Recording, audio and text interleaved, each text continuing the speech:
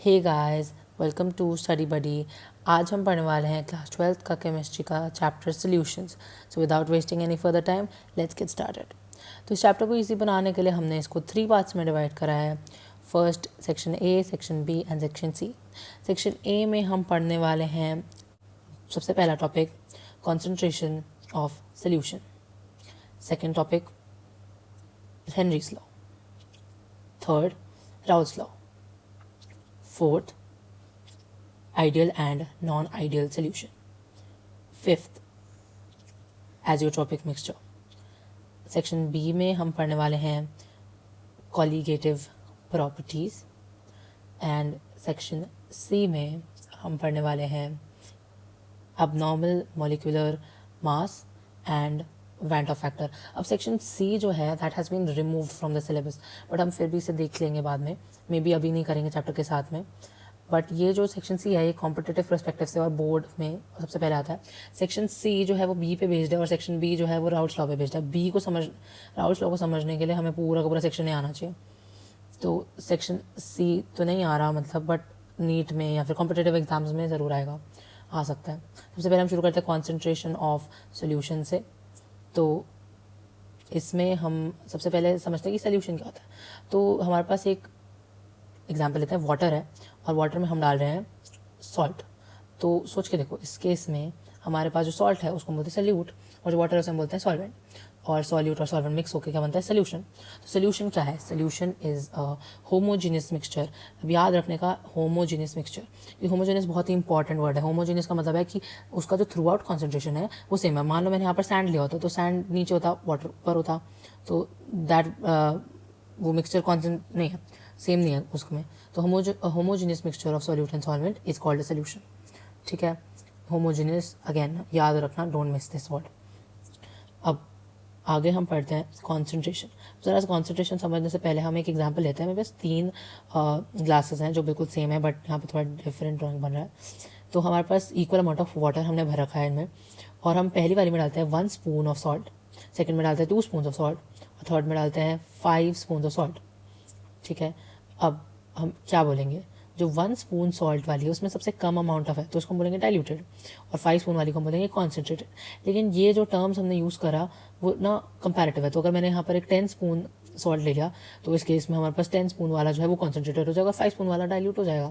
तो ये this is very comparative. तो concentration is the amount of solute dissolved in one in a particular amount of solution. याद रखना, solvent या solution दोनों में से कुछ भी लिख सकते हैं। तो हमें चाहिए कि amount of solute dissolved in a particular amount. तो हम सब में मान लो half half half half glass fill कर रहे हैं, तो हमने कितना सोल्यूट डाला वो वेरी कर रहा है और उसके हिसाब से उसकी कॉन्सेंट्रेशन वेरी करे। तो कॉन्सेंट्रेशन हमें मैग्नीट्यूड नहीं देती, कॉन्सेंट्रेशन हमें एक आइडिया देती है कि इसकी थोड़ी ज़्यादा है, इसकी थोड़ी कम है, बट हमें कोई मैग्नीट्यूड, एक परफेक्ट आइडिया नहीं देती। तो हमें एक परफेक्ट आइडिया के लिए हमें कुछ आगे पढ़ने पड़ेंगे, यूनिट्स ऑफ कॉन्सेंट्रेशन। यहाँ पर हमें बस एक कंपैरेटिव आइडिया लग सकता है। तो अब हम पढ़ते हैं फाइनली यूनिट्स ऑफ कॉन्सेंट्रेशन, ताकि हमें मैग्नीट्यूड का आइडिया लगे और हम यहाँ पर सिर्फ कंपेयर कर सकते हैं डाइल्यूट कॉन्सेंट्रेटेड बोल के। तो units of concentration of solution. तो सबसे पहला जो हम पढ़ने वाले हैं that is called strength. Strength को हम लिख सकते हैं S, and S is equals to mass of solute in grams upon volume of solution। अब एक बार हम कुछ चीज़ें समझते हैं, कुछ कॉन्सेप्ट्स को। W, M, A और B। तो W इज़ वेट या गिवन मास, या जो गिवन वेट होता है वो। M जो है वो मोलर मास है हमारा। A जो है वो रिप्रेजेंट करता है हमारा सॉल्वेंट, बी रिप्रेजेंट करता है सॉल्यूट। अब सोच के देखो तो सोल्यूशन को हम कैसे रिप्रेजेंट करेंगे, ए प्लस बी। ठीक है, तो अब ये सारी चीज़ें हम अप्लाई करेंगे, बड़ा सिंपल है, weight, molar mass, solvent and solute. तो अब यहाँ पे देखो मास ऑफ सोल्यूट है तो मास हम लिखेंगे W, सॉल्यूट इसलिए B। तो वॉल्यूम ऑफ सोल्यूशन हमें चाहिए होगी जो लीटर्स में, तो उसमें हम लगाएंगे V। और अगर मान लो हम ml में लिखते हैं, जो यूजुअली ml में मिलती है, इनटू 1000 लगा देंगे हम, conversion. S is equal to हमारा फॉर्मूला आ गया WB अपॉन V इंटू 1000। ठीक है, तो यूनिट क्या होगा सोच के देखो, ग्राम और लीटर, ग्राम पर लीटर होगा यूनिट। नेक्स्ट हम जाते हैं हमारी सेकेंड क्वांटिटी पे जो है मोलर मोलैरिटी, जिसको हम कैपिटल एम से रिप्रेजेंट करते हैं। तो capital M is equals to moles of solute upon volume of solution.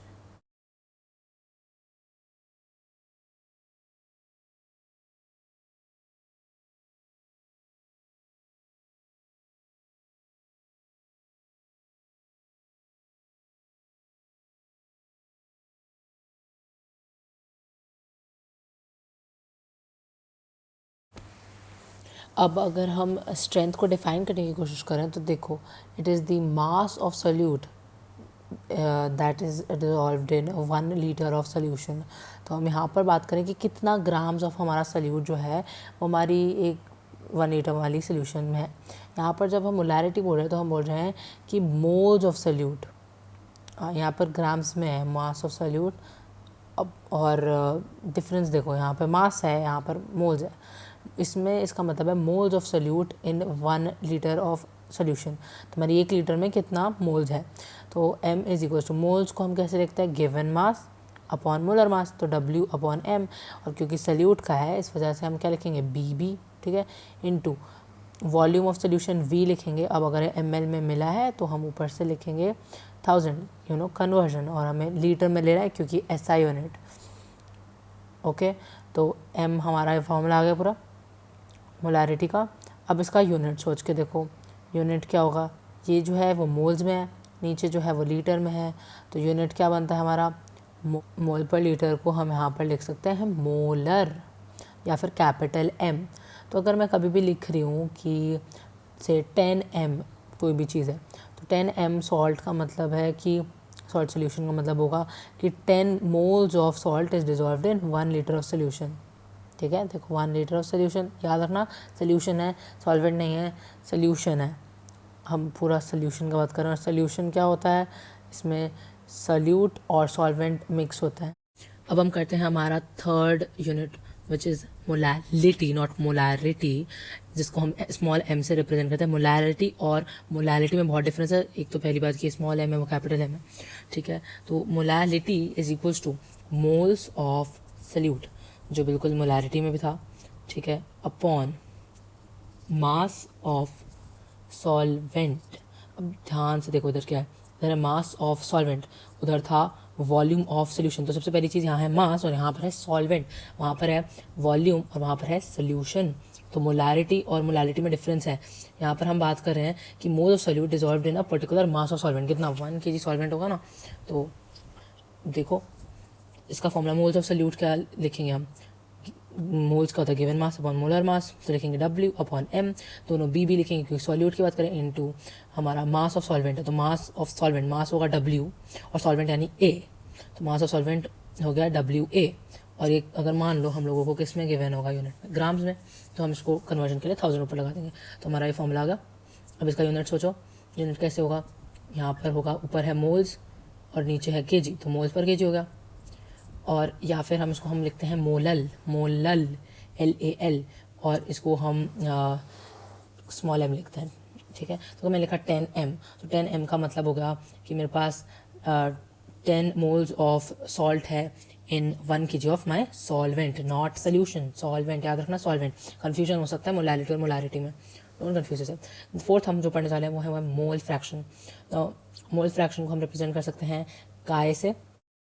अब हम देखते हैं काय ए यानी हमारा सॉल्वेंट का, तो हम सोचेंगे कि फ्रैक्शन है तो इसका मतलब क्या होगा, Na/Nb, यही सोच के बैठेंगे हम। हमारा अब क्या है, ऐसा नहीं होता, थोड़ा डिफरेंट होता है, Na/Na प्लस Nb होता है। तो यानी हम देख रहे हैं कि ये हमारा गिवन है A का, और अपॉन हमारा टोटल जितना भी नंबर ऑफ मोल्स है, तो given moles upon total moles, इस तरह से लिख सकते हैं। अब हम इसी तरह से काय भी लिख सकते हैं, Nb upon Na plus Nb, ठीक है, moles of B upon moles of A plus moles of B।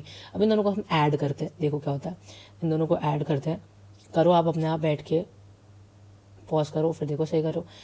अब इन दोनों को हमने ऐड किया तो आंसर आना चाहिए 1, ठीक है। ये Na प्लस Nb, ये दो न्यूमरेटर डिनोमिनेटर कट हो जाएगा, सेम चीज़ आएगी। अब इसी से हम इक्वेशन लिख सकते हैं, chi A is equal to 1 minus chi B, और ये कई बार हमें यूज़ करना पड़ जाता है क्योंकि हमें कई बार काई और काई भी दोनों लेना होता है, तो हम दोनों को अलग अलग से सॉल्व करें, इससे अच्छा हम लोग काई ए निकाल ले या काई बी निकाले और उससे दूसरा वाला निकाल ले। That makes it much easier, दोनों को करना बहुत टाइम वेस्टिंग है। तो अब हमारा ये इक्वेशंस आ गई और इसका ये वाला फॉर्मूला आ गया, तो सारी यूज़ हो सकती हैं।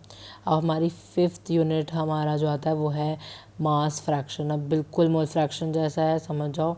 तो MF लिख सकते हैं हम इसे, ठीक है। MF ए का क्या होगा, सोच के देखो, करके देखो। WB अपॉन, सॉरी WB नहीं, WA होना चाहिए ना, WA upon WA plus WB, given mass upon total mass. Same MFB के लिए भी कर सकते हैं, MFB is equals to WB upon WA plus WB, ठीक है। और बिल्कुल सेम चीज़ जैसे था उसमें MFA plus MFB is equals to 1, करके देख लो। और उसी से आ जाएगा MFA is equals to 1 minus MFB और MFB is equals to 1 minus MFA, ठीक है। अब हमने सारा बिल्कुल सेम है। और अब एक बात देखो, यहाँ पर ये मोल में और ये भी मोल में, कट हो गया, यूनिटलेस, समझ आया, क्योंकि ये रेशियो है तो ये भी यूनिटलेस। सिमिलरली ये भी रेशियो है, मास मास से कट जाएगा तो ये भी यूनिटलेस हो जाएगा, ठीक है। अब हमारा जो 6th यूनिट है वो है परसेंटेज बाय मास, जो बहुत ज़्यादा इजी है। तो इसको हम लिखते हैं W/W। देखो फॉर एग्जांपल हमें दे रखा है 10 W/W किसी कंटेनर के ऊपर लिखा हुआ है, तो इसका मतलब क्या होगा, इसका मतलब है कि 10 grams of solute is present in 100 grams of 100 gram mass of solution. तो अब समझो परसेंटेज का मतलब क्या होता है, आउट ऑफ 100 होता है हमेशा, तो 10/100 लिख सकते हैं हम, ठीक है। और अब सोच के देखो मास है तो इसका मतलब दोनों के दोनों ग्राम में होना चाहिए, मास है W में लिखा है ना, ग्राम में होना चाहिए, ग्राम बाय ग्राम। और जो ऊपर वाला होगा वो क्या होगा, सोच के देखो, सॉल्यूट, आउट कितना सल्यूट है इन कितना सोल्यूशन, 100 ग्राम सोल्यूशन में कितना सल्यूट है। इसी तरह से बिल्कुल same to same cheese 7th हमारी आती है परसेंटेज बाय वॉल्यूम। अब इसको हम लिख सकते हैं V/V, ठीक है।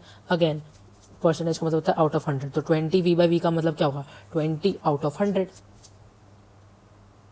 और V/V यानी वॉल्यूम होना चाहिए, ऊपर वाला हमारा चीज़ होना चाहिए सल्यूट, नीचे वाला होना चाहिए सोल्यूशन।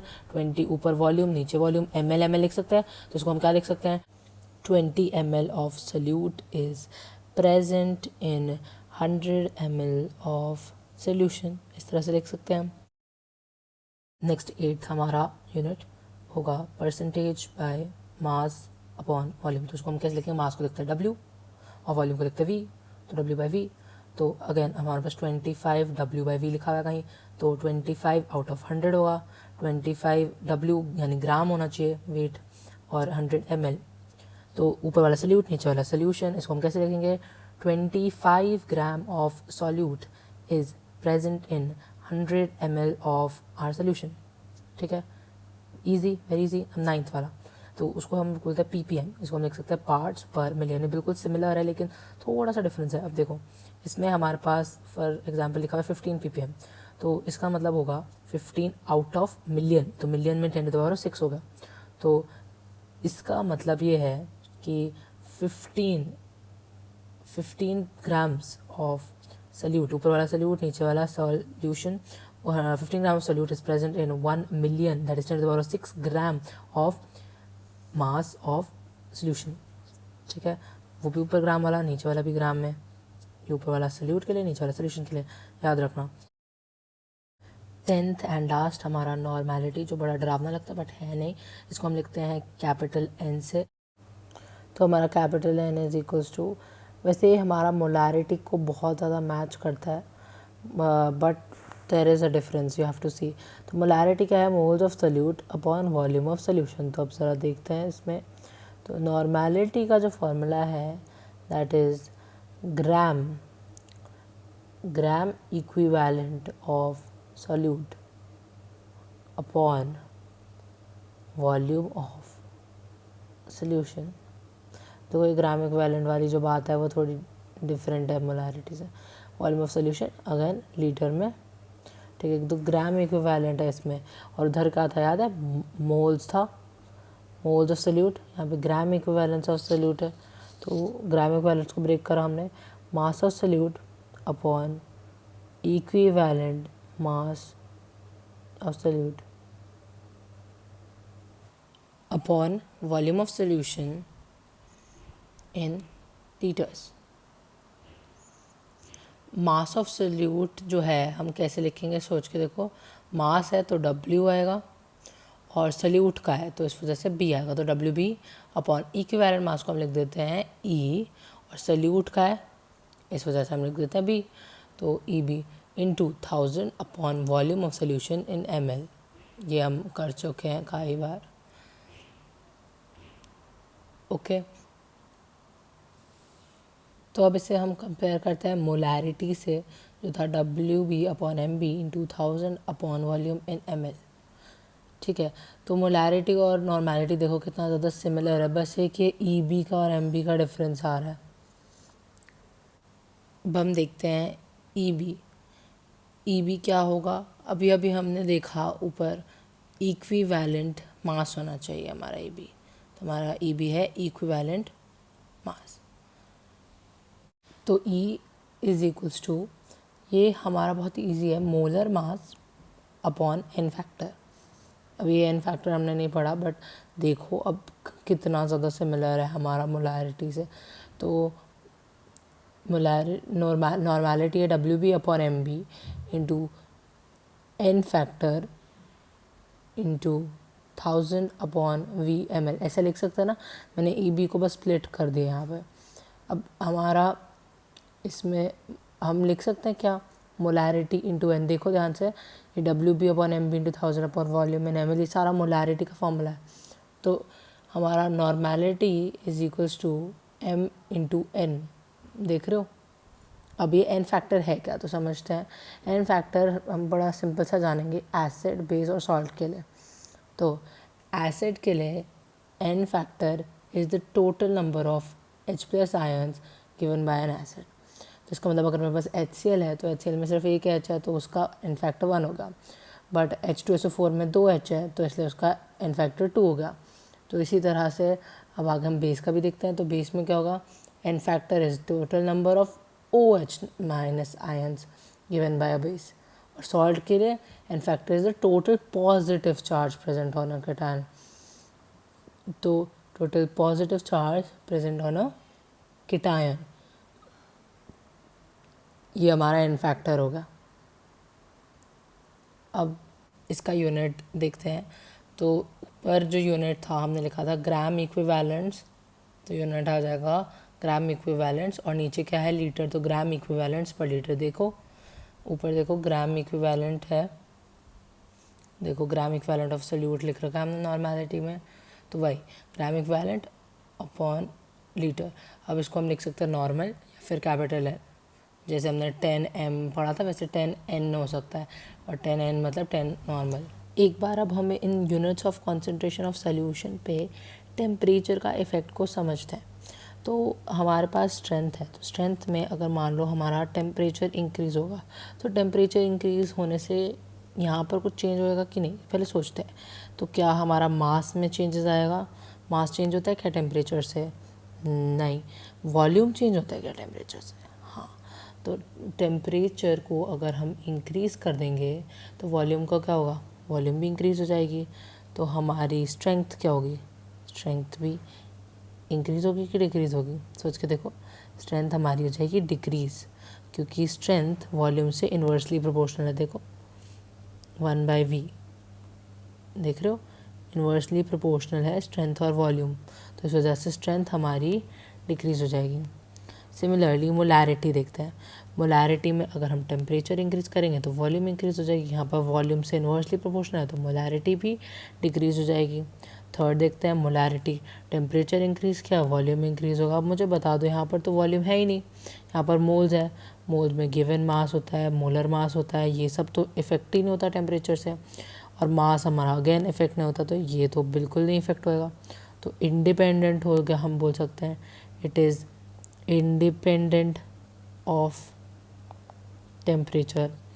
नेक्स्ट समझते हैं मोल फ्रैक्शन, टेम्परेचर इंक्रीज़ हुआ वॉल्यूम इंक्रीज़ हुआ, पर mole fraction is independent of temperature, देख रहे हो, यहाँ पर कोई ऐसी क्वांटिटी नहीं है जो टेम्परेचर के चेंज होने से चेंज हो जाए, क्योंकि ये तो सिर्फ मोल्स है। मास फ्रैक्शन, तो मास फ्रैक्शन टेम्परेचर इंक्रीज़ हुआ, वॉल्यूम इंक्रीज़ हुआ, बट यहाँ पर वॉल्यूम का कुछ नहीं है, मास है, तो अगेन ये भी इंडिपेंडेंट वैल्यू हो गई। इसी तरह से नॉर्मेलिटी में देखते हैं, टेम्परेचर इंक्रीज़ होगा, वॉल्यूम इंक्रीज़ होगा, ये वॉल्यूम से इन्वर्सली प्रोपोर्शनल है, तो नॉर्मेलिटी डिक्रीज़ हो जाएगा। अब हम सेक्शन ए का सेकंड पार्ट पढ़ते हैं, जो है हमारा हेनरीज लॉ। ये बहुत ही ज़्यादा इंटरेस्टिंग और इजी है। तो कंसिडर करते हैं कि हमारे पास एक कंटेनर है और इस कंटेनर के अंदर एक सोल्यूशन रखी हुई है, या फिर हम सॉल्वेंट भी बोल सकते हैं इस केस में, और उसके अंदर हम डाल रहे हैं कोई एक गैस ए। अब इस गैस ए को हम इस सोल्यूशन के अंदर डाल देंगे। अब हम इसको बोल सकते हैं, इस तरह की सोल्यूशन को क्या बोल सकते हैं, गैस इन लिक्विड सोल्यूशन। इसमें जो सॉल्यूट है वो गैस है और सॉल्वेंट जो है वो लिक्विड है। तो हेनरीज लॉ क्या कहता है, इट सेज कि एट कांस्टेंट टेम्परेचर हमारा जो अमाउंट ऑफ गैस है जो इस सोल्यूशन के अंदर है, सॉल्वेंट के अंदर डिज़ोल्व होएगा, it is directly proportional to the pressure applied on the gas. ठीक है, इसका मतलब मैं जितना ज़्यादा इस गैस को दबा के अंदर घुसाने की कोशिश करूँगी सोल्यूशन में, जितना ज़्यादा प्रेशर लगाऊंगी, दबाऊंगी इसे, तो उतना ज़्यादा अंदर जाएगा। जैसे अगर जितना ज़्यादा प्रेशर होता है तो उतना ज़्यादा काम निकलता है, वैसे जितना ज़्यादा प्रेशर मारेंगे हम इस पर, उतना ज़्यादा एक सोल्यूशन के अंदर डिज़ोल्व होना शुरू हो जाएगा। तो अमाउंट ऑफ गैस को हम कैसे रिप्रेजेंट करते हैं, हम कोई भी कॉन्सेंट्रेशन यूनिट यूज़ करेंगे हमारा, जैसे इस केस में हम यूज़ करते हैं काय, मोल फ्रैक्शन। तो मोल फ्रैक्शन ऑफ क्या, ए, क्योंकि हम गैस ए की बात कर रहे हैं, solubility is directly proportional to pressure applied on a. तो P is pressure and chi is mole fraction. तो अब इस प्रोपोर्शनैलिटी साइन को हम रिप्लेस करते हैं, किससे रिप्लेस करेंगे, कोई कांस्टेंट से रिप्लेस करेंगे, तो chi A is equals to K H P A. ठीक है, फिर K H is something called as Henry's constant, जो सबसे पहली बार पढ़ रहे होगे। तो हमारा काय है मोल फ्रैक्शन ऑफ गैस है, पी ए है प्रेशर अप्लाइड ऑन गैस है, एंड के एच है हमारा हेनरीज कांस्टेंट। तो सबसे पहले अब इस हेनरीज कांस्टेंट का यूनिट समझते हैं। जो हमारा काय है वो तो यूनिटलेस है, तो लेकिन हमारा पी ए जो है उससे हम निकालेंगे इसका यूनिट, तो के H is equals to chi A upon P A. ठीक है, अब इस फॉर्मूला में काय ए यूनिटलेस, तो प्रेशर का ऑपोजिट यूनिट आना चाहिए, तो यानी बार का बार इन्वर्स आएगा, एटीएम इन्वर्स आएगा, टॉर इन्वर्स आएगा, पास्कल इन्वर्स आएगा। इस तरह से हमारा हेनरीज कांस्टेंट का यूनिट रहेगा। बट हम इस सेम चीज़ को दूसरे तरह से भी लिख सकते हैं, जैसे pressure of A is direct proportional to chi A. इसका मतलब कि अप्लाइड प्रेशर जो है जितना ज़्यादा होगा उतना ज़्यादा अमाउंट ऑफ गैस डिजॉल्व। तो हम बिल्कुल इसको अपोजिट लिख रहे हैं, हम लोग राइट का लेफ्ट में, लेफ्ट का राइट में कर देंगे। तो applied pressure is directly proportional to the amount of gas dissolve. Henry's constant से रिप्लेस कर देंगे उसे, हमारा के एच आ गया। अब ये के एच और वो के एच हल्का सा डिफरेंट है, तो यानी इनकी वैल्यूज़ एक दूसरे के रेसिप्रोकल होंगे। और रेसिप्रोकल कैसे होंगी, सोच के देखो, वो वाला जो के एच था उसका वैल्यू था काय ए अपॉन पी ए। ठीक है, और इस वाले का वैल्यू होगा के एच का पी ए अपॉन काय ए। सोच के देखो ज़रा, देखो हमने जो के एच की वैल्यूज़ ऊपर निकाली थी वो थी काय अपॉन पी ए, और इस केस में क्या होगी, P A upon chi A. तो देखा जाए तो बिल्कुल इन्वर्स है ना, रेसिप्रोकल है। तो अब इस हेनरीज कांस्टेंट का यहाँ पर इस फॉर्मूला में यूनिट निकालते हैं। तो यूनिट निकालने के लिए हमें फॉर्मूला देखते हैं। तो फॉर्मूला में हमारा आएगा K H is equals to P A upon chi A. तो काय ए यूनिटलेस है, यानी एग्जैक्ट प्रेशर का यूनिट आएगा, तो प्रेशर का यूनिट यानी बार, एटीएम, टॉर, पास्कल, ये सारे यूनिट्स होंगे। तो अब हम कैसे डिसाइड करेंगे कि कौन सा फॉर्मूला यूज़ करना है। तो अगर हमारे को के एच की वैल्यू दे रखी है बार में, तो हम लिखेंगे सेकंड वाला फॉर्मूला। और अगर मान लो bar inverse, ATM inverse, torr inverse, pascal, इनमें से किसी में दे रखी है, तो हम कौन सा यूज़ करेंगे, फर्स्ट फॉर्मूला। तो यानी अगर प्रेशर का यूनिट होगा तो सेकेंड फॉर्मूला, प्रेशर का ऑपोजिट यूनिट तो फर्स्ट फॉर्मूला। अब हम आगे इसका ग्राफ बनाने की कोशिश करते हैं। तो हमारा फॉर्मूला है, इसमें हम डाल देंगे y is equals to m x plus c, और यहाँ पे इसके आगे प्लस 0 लगा सकते हैं। अब इसके लिए ग्राफ प्लॉट करेंगे, तो हम y पे क्या आएगा, पी ए, और हमारा x जो यहाँ पर ये तो इंटरसेप्ट 0 है, और हमारा एक्स एक्सिस पे आ जाएगा काई ए, ठीक है, और हमारा स्लोप हो जाएगा के एच। तो ज़रा बनाते हैं, बिना इंटरसेप्ट के स्लोप आया हमारा, स्लोप होगा के एच, बन गया, सिंपल सा ग्राफ था। आगे बढ़ते हैं। नेक्स्ट अब हम पढ़ेंगे लिमिटेशंस ऑफ हेनरीज लॉ। तो कुछ ऐसी चीज़ें थी जो हेनरीज लॉ की लिमिटेशंस है जिसके बारे में हम पढ़ेंगे, यूजुअली होती हैं हर लॉ की। तो ये सबसे पहली बात कि ये सिर्फ और सिर्फ आइडियल गैसेस में एप्लीकेबल है। This law needs the gas to be ideal, तो ये लॉ अदरवाइज एप्लीकेबल नहीं है। सेकेंड लिमिटेशन है कि there should be no compound formation. इसका मतलब ये है कि जब हमारी गैस हमारे सोल्यूशन के अंदर घुस रही है तो हमारी गैस जो है वैसी की वैसी बस अंदर डिज़ोल्व हो जा रही है, rather than forming any compounds. वहाँ पर वो जाके किसी भी तरह के कंपाउंड से एसोसिएट नहीं होगी, किसी भी तरह का कंपाउंड फॉर्मेशन नहीं पार्टिसिपेट करेगी। अब देखते हैं हम एक एग्जांपल। यहाँ पे मेरे पास वाटर के मॉलिक्यूल्स हैं, जैसे मैंने इमेजिन कर लेते हैं गैस ऑक्सीजन डाल दी, ठीक है, तो O2 हमने डाल दी, हमारे पास O2 के मॉलिक्यूल्स हैं और H2O के मॉलिक्यूल्स हैं। H2O के मॉलिक्यूल्स के बीच में O2 के मॉलिक्यूल्स हैं क्योंकि वो डिज़ोल्व्ड है उसके अंदर। लेकिन दोनों में से कोई भी अपने एक दूसरे के साथ कोई बॉन्ड नहीं बना रहा, कोई नया कंपाउंड नहीं फॉर्म हो रहा। वही है ऑक्सीजन, वही है water, there is no different compound formation happening. दो अलग अलग चीज़ें दो अलग अलग रहेंगी, they are not forming a compound.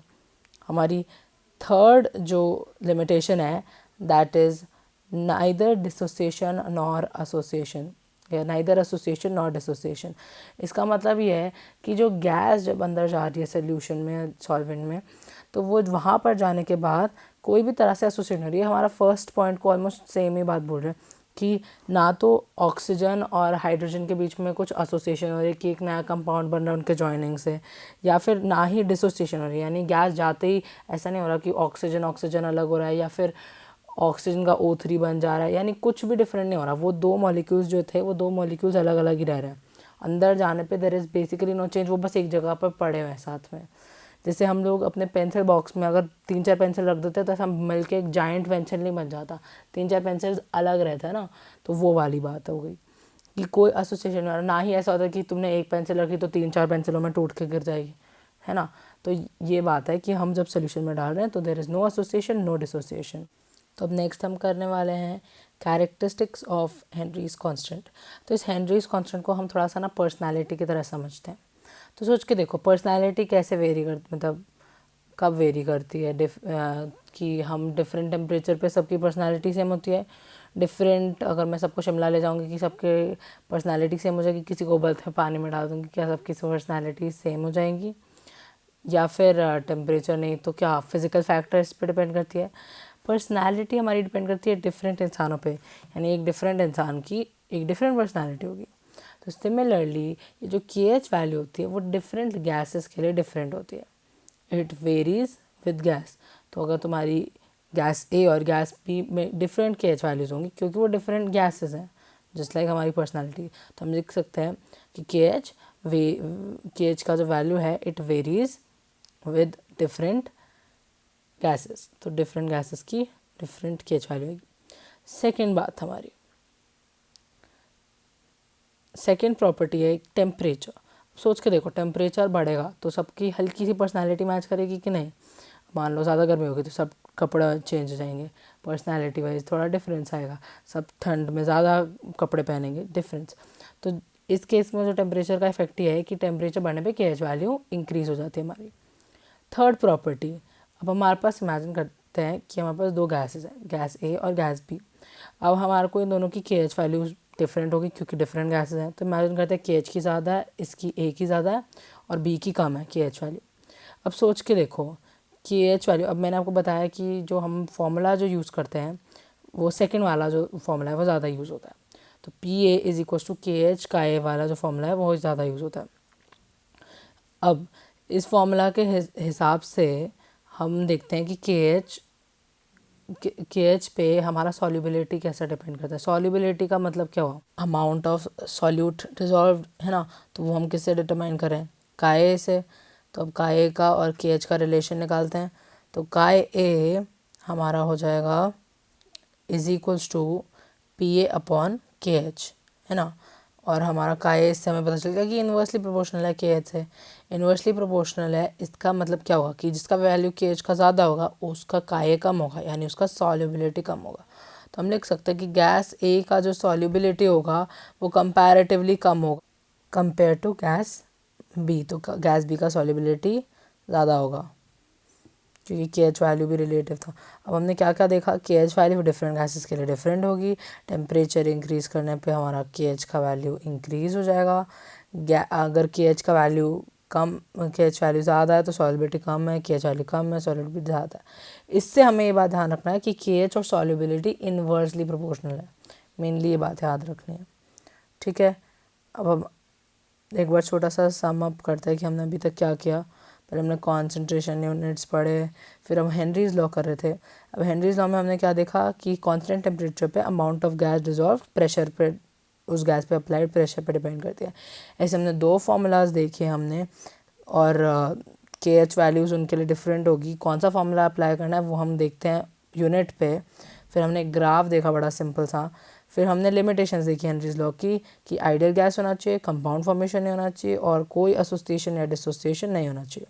फिर अब हम देख रहे थे कैरेक्टरिस्टिक्स ऑफ हेनरीज कांस्टेंट, जिसमें अब हम नेक्स्ट आगे बढ़ सकते हैं।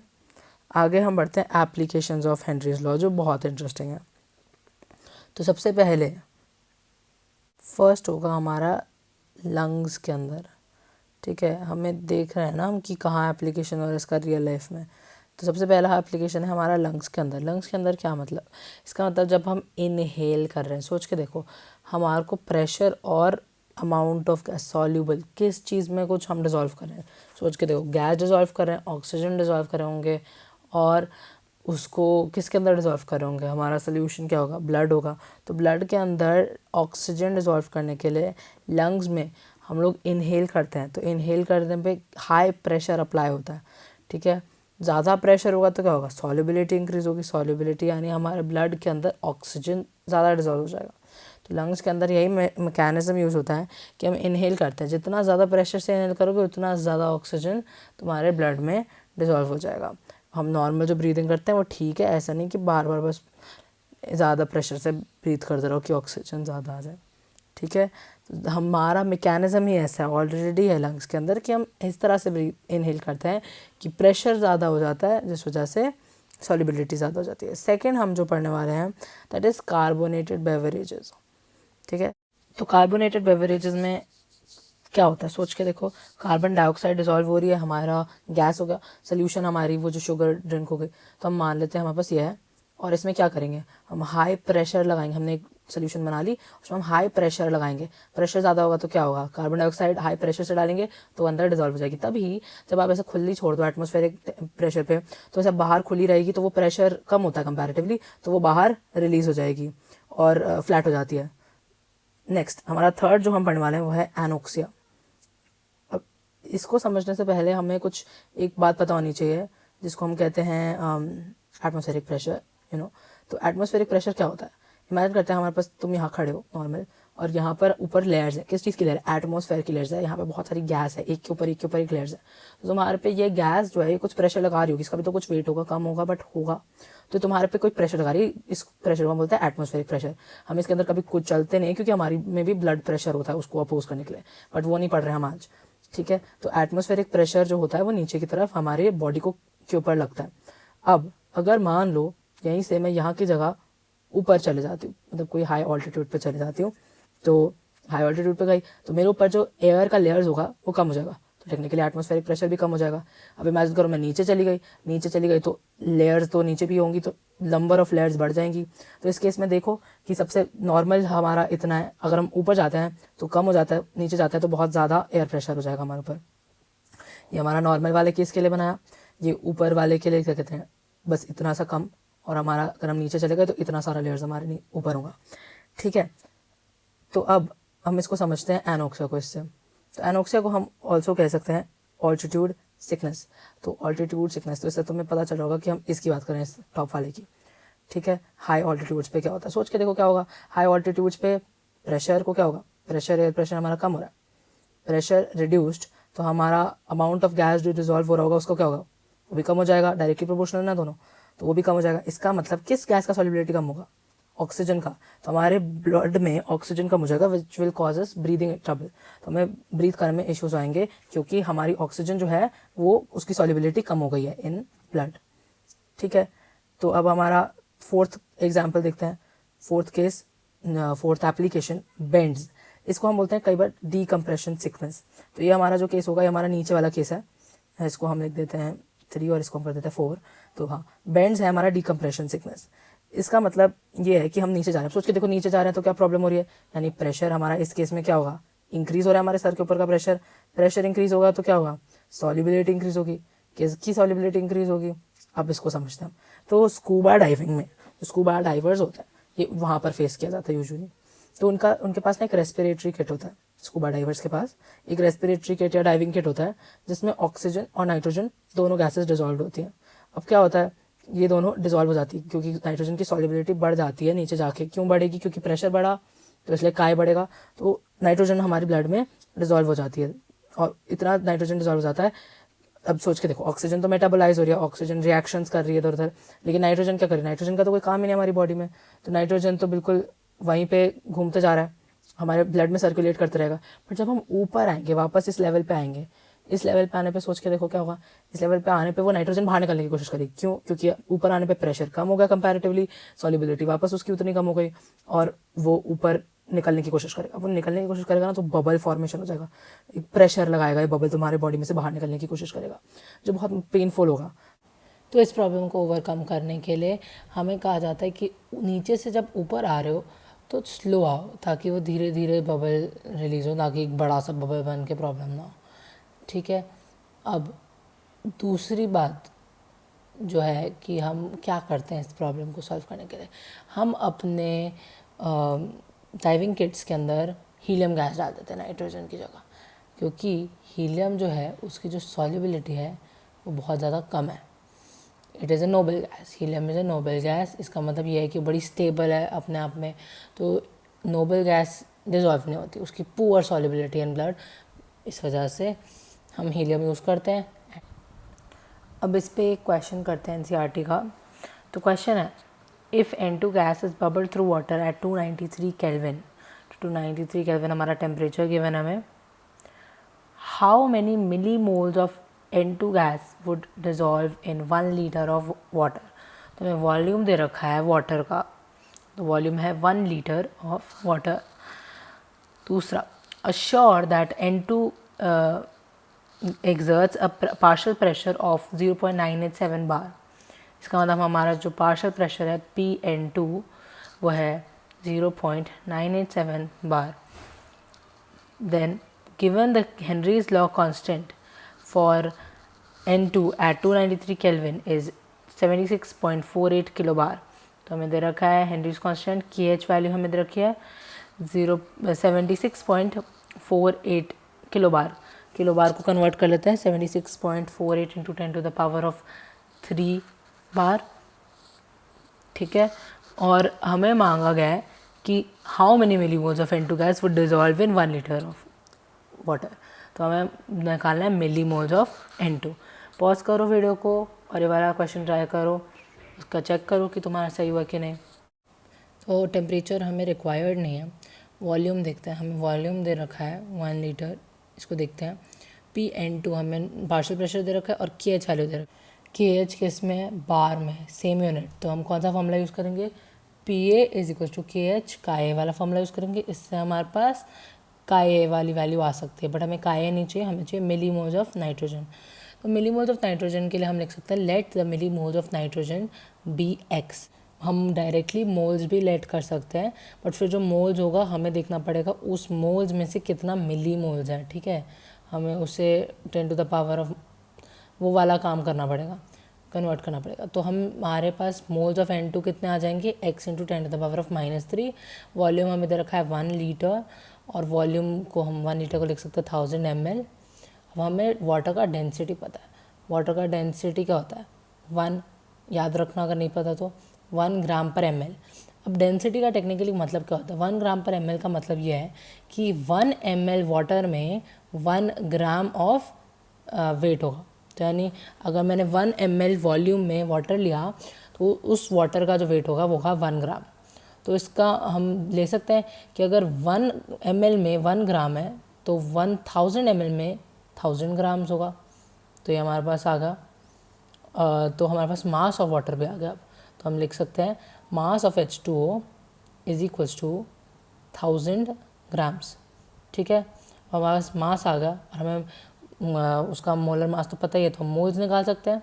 Moles is equals to given mass upon molar mass 1000 upon 18 which is 55.55 moles. Solve करके देख लो। अब हम निकालना चाहते हैं काए निकालते हैं, उससे हम मिलीमोल्स निकालेंगे। तो ये वाला फॉर्मूला यूज़ करेंगे क्योंकि KH का वैल्यू बाहर में था। ठीक है, तो PN2 is equal to KH काए N2। PN2 का वैल्यू हमने गिवन था, KH का वैल्यू भी गिवन था। काए हमें निकालना है, काए नहीं निकालना, हमें मिलीमोल्स निकालना है गहन। तो काए को हम लिख सकते हैं मोल्स ऑफ काए N2 क्या होगा, moles of N2 upon total moles, है ना। तो NN2 upon NN2 plus NH2 फिर सब हमारे पास वैल्यूज़ हैं। NN2 हमने क्या लिखा था, x इंटू 10⁻³ तो लिख देते हैं। और हमारे पास NH2O भी निकाला भी हमने 55.55, तो वो भी लिख दो। सब्स्टिट्यूट करो, यहाँ से x का वैल्यू निकालो, सॉल्व करो और x की वैल्यू निकालो। x की फाइनल वैल्यू आती है 0.71 मिलीमोल्स ऑफ N2। तो ये हमारा फाइनल आंसर होगा। Hope you enjoyed this video. हमें इसका नेक्स्ट पार्ट में आगे कंटिन्यू करेंगे चैप्टर। अगर आपको कोई भी डाउट्स हो, leave them down in the comments. I will try my best to answer all of them and see you next time. Thanks for watching.